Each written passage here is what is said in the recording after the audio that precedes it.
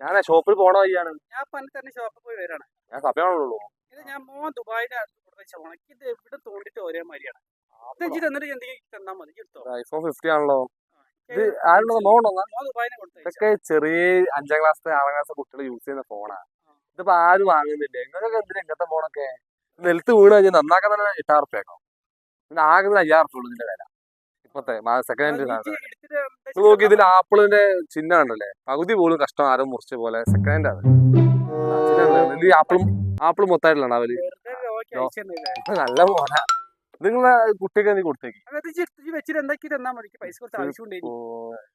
നിങ്ങക്ക് ഏതുന്നൊരു 3,000 റുപ്യ കിട്ടുള്ളൂ.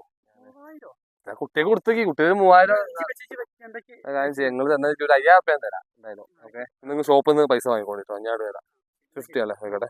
ഇത് പോവൂല. അതാ. ഹലോ, 50 ആണോ? ആണോ? 50 വന്നിട്ടുണ്ട്.